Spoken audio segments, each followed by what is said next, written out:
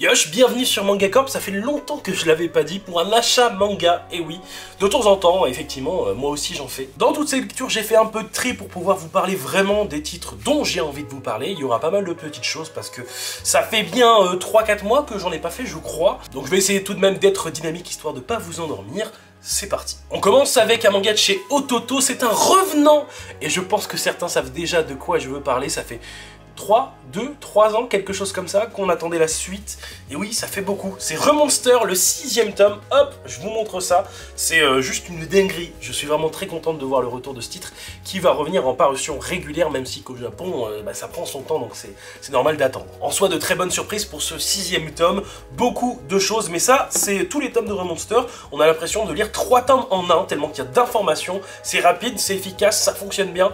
Mais c'est vrai qu'on voit de toutes les couleurs. Dans ce tome, on a des combats, on a des révélations, on a aussi des idées pour la suite du titre, on se demandait ce qui va aller se passer, et finalement c'est bon, on a pas mal de choses, donc hâte de voir ça, parce que l'univers il est tellement grand, et en même temps on sent que ça va tellement vite que il nous dit pas tout. Je sais plus si ça vient d'un light novel, je crois que oui, parce qu'on voit que c'est quand même très condensé, et que ça peut déplaire à certaines personnes, hein, parce que si je skip genre 10 pages, ça y est, je sais plus où je suis. Donc vraiment, il se passe énormément de choses, mais il y a des évolutions de personnages, il y a encore plein de trucs, il y a aussi les gosses, là, on va voir ce qui va en être, mais j'en parle pas trop si vous ne connaissez pas. N'hésitez pas, hein, tentez Remonster, c'est vraiment très bien, c'est chez Ototo, et la parution revient à la régulière, à la normale, ça, c'est cool. Donc très content de revoir cette pépite sur le devant de la scène, tout simplement. Envie de vous parler d'une petite nouveauté de chez Koyohan, un webtoon édité en format papier, voilà, donc c'est My Life as an Internet Novel, un titre dont je pensais que ça allait me plaire, et j'ai été un petit peu déçu. Je m'explique, hein, le plot de base, il est pas mal, hein, pourtant, c'est vraiment une jeune fille qui va se réveiller, et sa vie est devenue un petit peu un... Voilà, comme son nom l'indique, un nouvel internet, un roman, un truc romantique, voilà. Et en soi, ça aurait pu être très bien, il y a de belles rencontres, il y a des choses, ça a l'air pas mal, tout ça. Et là, bam! À chaque fois, il nous coupe avec des gros skips de plusieurs années pour revenir ensuite, hein, c'est des grosses ellipses, mais pour nous montrer des flashbacks, mais du futur, enfin c'est bizarre. Et ça casse tout, en fait. Je comprends pas le principe. Donc dans ce premier tome, j'étais en mode, on aurait pu se dire, waouh, oui, il va se passer quoi et tout, mais on le sait déjà, on voit le en futur. Donc c'est vraiment, je sais pas, je vois pas l'intérêt du truc. N'hésitez pas à me dire si vous connaissez, s'il y a un intérêt à continuer, parce que pour le moment je suis un peu déçu, et c'est dommage, hein, parce que c'est joli, bon, en plus c'est un beau truc, c'est chez Koyohan et tout, c'est super bien. Mais putain, non, j'ai été un petit peu déçu, ces skips, ces ellipses inutiles, qui cassent juste le truc, donc... dommage. Le 8e fils, le tome 6, c'est chez Delcourt Tonkam, et c'est un isekai, je crois. Ah, et je doute tout le temps avec le 8e fils, c'est incroyable. En fait, ils se servent même pas du côté isekai, donc je pense que c'est pas isekai, parce que ça sert à rien. Donc je pense que non, mais en tout cas, on a un personnage assez puissant qui n'est pas invincible, et on le voit, parce que dans ce tome 6, il y a énormément de combats. Ça m'a fait vraiment penser à des règles de jeux vidéo de MMORPG, tellement qu'ils ont fait que ça, en fait, du combat. C'est assez intéressant en soi, il y avait certains tomes qui m'avaient plus fait chier... dans les tomes antérieurs, donc j'en suis assez content. Après, ce que je veux voir maintenant, c'est la suite. Voilà, donc le tome 7 vient de sortir, ça tombe bien, mais je suis assez curieux parce que je sais pas où ils veulent aller. Est-ce qu'on suit juste le personnage, etc., dans ses déboires amoureux, tout ça, et ses pouvoirs, comment ça augmente tout ça, parce qu'ils prennent leur temps, et des fois, ça va vite, inutilement en fait. Là, ça a pris son temps sur une putain de quête qui est sympa à suivre, mais est-ce que après ça va aller plus vite, ça va être une ellipse, ça peut être sympa, enfin... Je sais pas où ça veut aller, mais c'est un petit peu dommage. Après, les personnages sont assez sympathiques, pas incroyables, mais sympathiques. Les combats sont cool, les dessins sont sympas aussi.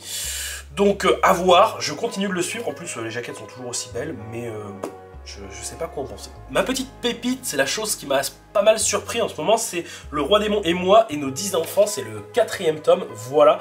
Un titre assez particulier par son synopsis, hein, j'en avais déjà parlé, mais on est quand même sur une lycéenne de 16 ans qui va dans un autre monde pour faire des gosses à un roi démon. C'est assez chelou, mais finalement, le tout est si bien mis en place que...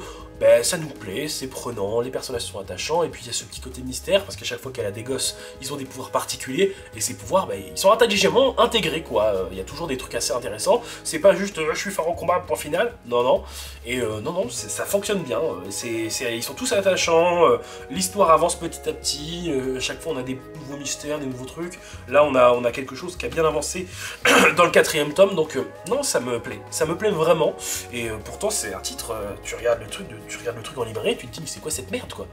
Pourtant c'est très bien. C'est terminé. 28 tomes. 28 tomes, c'est terminé en 28 tomes, putain. Mais ça y est, l'histoire de Yuka Holder est terminée quoi. Et En vrai, j'aurais envie de vous dire que je suis déçu. Mais objectivement, je le suis pas forcément. Parce qu'il y a de très bonnes idées, mais à la fin, ils nous ont mis tellement tous les personnages, même de Negima, etc. T'es en mode... j'ai oublié, frérot, Negima, je l'ai lu il y a 3-4 ans, j'ai oublié certains persos, etc. En plus, là, Yukilder, ça prenait son temps pour paraître. Il faut que je relise tout. Il faut que je relise Negima, il faut que je relise Yukilder. Mais en soi, c'est pas un banger. Ça s'est terminé comme on le pensait que ça allait se terminer. Il y a eu des bonnes révélations, il y a eu des bonnes idées intégrées un peu en mode « tiens, j'intègre ça vite fait !» Voilà, il y a 2 tomes quand ils avaient intégré le Isekai, là, mais je ne dis pas plus. J'étais en mode « Bah frérot, c'est intégré au chausse-pied, mais c'est intéressant. » Non, il y a des trucs cool. En soi, j'aime beaucoup. C'est une très bonne série. Que ça soit Negima ou Yukilder, il y avait des trucs un petit peu cons, des idées chelous, des personnages aussi qui ont fait des revirements de situation, j'étais en mode oh. Mais bah, il y a beaucoup trop de personnages ils essayent tout de mettre en valeur, voilà, ouais, c'est vrai que Ken Akamatsu essaie de mettre en valeur tous ces personnages, et des fois j'ai envie de dire, frérot, c'est pas grave si un personnage est moins mis en valeur que d'autres, pas besoin de tous les ressortir, etc. Mais vas-y, déchaîne-toi, c'est ton dernier tome, allez, et ça fonctionne bien.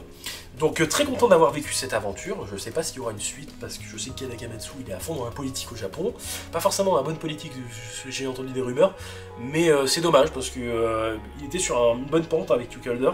On verra ce qu'il en est, on croise les doigts. Mon petit plaisir de temps en temps là en ce moment c'est Soulland, voilà, on est sur le 13e tome, et ça fonctionne bien, ça se lit assez vite.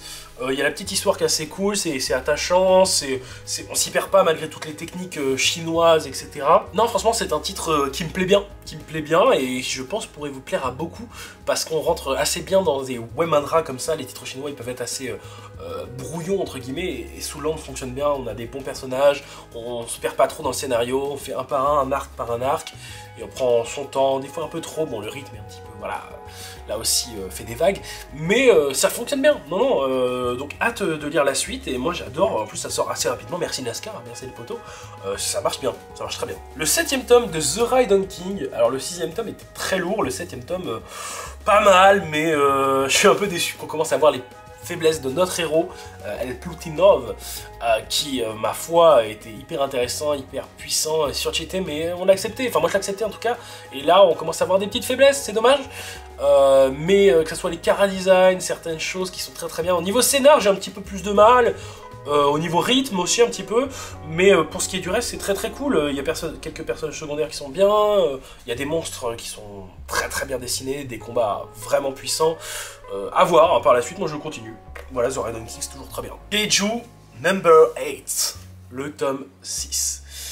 Eh bien, très lourd, hein. Keiju, là on est sur un arc extrêmement puissant qui se termine, hein, j'ai l'impression, avec beaucoup d'émotions, beaucoup de combats, beaucoup de résolutions aussi puissantes, et ça marche bien. Après ce tome, voilà, il est passé très vite, mais assez bien rythmé, on en avait besoin, donc hâte de lire la suite. J'ai pas grand chose à en dire d'autre, c'est un très bon shonen. Comme pour Romanster, le retour également de Goodbye Dragon Life, voilà le 4e tome, ça faisait des années qu'on n'avait pas eu la suite, et les voilà, et c'est très cool. C'est très bien, j'ai relu tous les autres tomes, ou presque je crois, ouais, tous les autres tomes pour Dragon Life, parce que j'avais complètement zappé, ça faisait des années, hein, donc c'est normal. En soi c'est du très lourd, et surtout c'est un début d'arc à la fin du 4e, pour nous dire que le 5e va être très lourd dans une école, je n'en dis pas plus, mais là on a eu pas mal de petites choses. C'est vrai que l'arc dans la forêt, je l'ai lu, en fait le problème c'est que je l'ai lu 3 fois, l'arc dans la forêt, parce que ça avait mis du temps à sortir à l'époque, donc je l'avais relu, là je l'ai encore relu, donc ça fait 3 fois, c'est chiant à force. Donc content d'arriver dans un nouvel arc, parce que l'arc de la forêt c'était chiant, voilà, parce que je l'ai lu trop de fois. Mais non, c'est très lourd, c'est très lourd. Goodbye Dragon Life, un héros puissant mais étale pas trop sa puissance. On a une amitié qui se forme, c'est assez cool, on retrouve des personnages qu'il connaît, et ça c'est aussi assez intéressant. Et puis on découvre l'univers également, étant donné que ça commence à voyager un petit peu, donc ça c'est sympa. Yakuza Réincarnation, le 7e tome. Alors, bon la jaquette est folle. J'ai envie de dire un peu déçu par ce tome, mais je suis un connard. Je suis un connard parce que dans ce 7e tome, c'est juste qu'il y a un souci de surpuissance pour notre héroïne, et du coup ça me fout dans le mal, parce que je suis en mode je veux de la badassitude, je veux que ça soit trop bien, et voilà, ça manque un petit peu de ça, mais on verra ce qu'il en est. Oh putain, je l'attendais. Oui, je l'attendais, parce que c'est enfin la suite de l'animé. So I'm a Spider, So What, le 11e tome. Donc toujours une adaptation très différente de l'animé et du light novel, mais ça fonctionne bien. Et puis dans ce 11e tome, on a la suite de l'animé dans l'histoire du passé, entre guillemets, pour ceux qui connaissent. Et c'est très très bien, c'est très très cool, même si on n'a pas grand chose. Ça, pour la suite, je me dis qu'il va y avoir pas mal de trucs. J'aime beaucoup leur relation entre les deux, même si il y en a une qui a sa personnalité totalement influencée par l'autre, on va dire. Mais c'est très lourd. Les combats, encore une fois, sont cool, les compétences sont variées et une transformation qu'on attendait, bien évidemment. Donc ça, c'est vraiment très plaisant. J'attends la suite avec impatience. Et je voulais terminer par un petit truc dont j'ai pas pu vous parler. Alors malheureusement, ça fait quelques mois que je l'ai terminé, donc j'ai pas tous les souvenirs très très chauds. Mais c'est le conte des parias. J'ai tout lu. Ça se termine avec le 8e tome, c'est chez Doki Doki, et c'est très très lourd, j'ai lu les 8 tomes. Pour ce qui est de la fin, je crois qu'on avait une fin qui était hyper convenable, ouais, de ce que je vois, c'était sympa. Donc non, c'est une très bonne série, très très bonnes idées, beaucoup d'émotions, pas trop de personnages, juste ce qu'il faut. C'était du très très lourd, le conte des parias, ça m'a vraiment beaucoup plu. Je vous le recommande chaudement. J'espère qu'ils en feront un petit coffret, ça peut être sympa, ce qu'ils avaient fait avec Kainen, et ça avait bien fonctionné, Doki Doki, donc n'hésitez pas. Le conte des parias, c'est très bien. Sur ce, j'ai essayé d'être plutôt dynamique. J'espère que ça n'a pas été trop long pour vous. N'hésitez pas à venir débattre avec moi en commentaire ou à dire votre avis tout simplement. Et puis, je vous dis à bientôt sur Manga Corp. Yosh!